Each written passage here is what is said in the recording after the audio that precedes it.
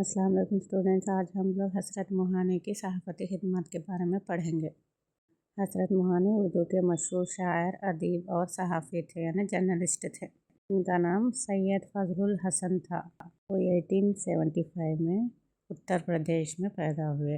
ان کا میگزین اردو مولا کے نام سے شائع ہوا 1903 میں۔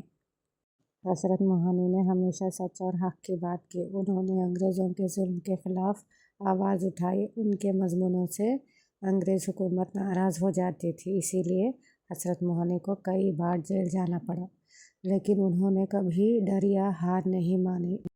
حضرت موہانی نے اپنے مضمونوں میں لوگوں کو آزادی کا پیغام دیا کرتے تھے۔ وہ کہتے تھے کہ ہم سب کو مل کر انگریزوں سے آزادی حاصل کرنی ہے۔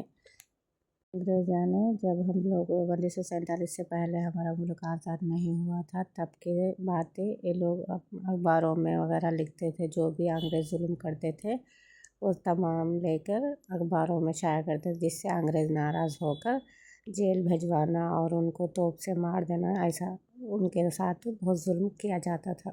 ان کے رسالے میں صرف سیاست نہیں بلکہ شاعری اور ادب کے مضمون بھی ہوتے تھے۔ ان کی تحریروں میں علم، محبت وطن اور ہمت تینوں چیزیں نظر آتی تھیں۔ حضرت موہانی اردو کے بہادر صحافی جرنلسٹ تھے۔ انہوں نے اپنے قلم کے ذریعے قوم کو جگایا اور آزادی کا راستہ دکھایا۔ ان کا رسالہ اردو مولا اردو صحافت کی تاریخ میں ایک یادگار کارنامہ ہے۔ اب ہم ان کے رسالہ اردو مولا کے بارے میں پڑھیں گے۔ یہ حضرت موہانی کا سب سے مشہور رسالہ تھا۔ انہوں نے یہ رسالہ 1903 میں نکالا۔ اس میں وہ سیاسی، ادبی اور قومی مضمون لکھتے تھے، یعنی آرٹیکلز لکھتے تھے۔ ان کے مضمون انگریزوں کے خلاف ہوتے تھے، اس لیے حکومت نے کئی بار رسالہ بند کر دیا۔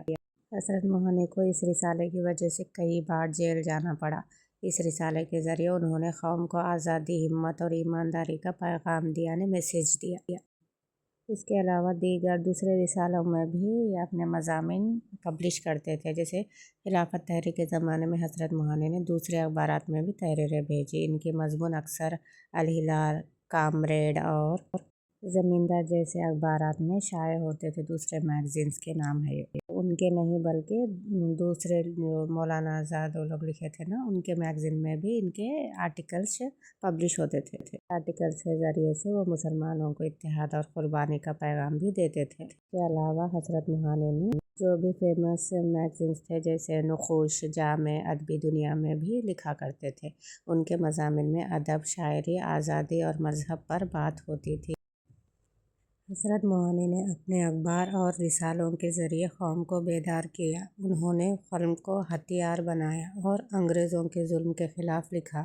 ان کا رسالہ اردو مولا آج بھی اردو صحافت کی پہچان ہے۔ یہاں پر ہم لوگ اردو مولا کی میگزین کا جو فرنٹ پیج ہوتا ہے یہ دیکھ سکتے ہیں۔ ان کے ایسا رسالہ شائع ہوتا تھا پہلے میں، اور یہ ہے۔ اور بھی زیادہ تفصیلات حضرت موہانی کی صحافتی خدمات کے بارے میں آپ لوگ اسکرین شاٹ لے کر بھی پڑھ سکتے ہیں اگر وہ سمجھ میں نہیں آئے تو۔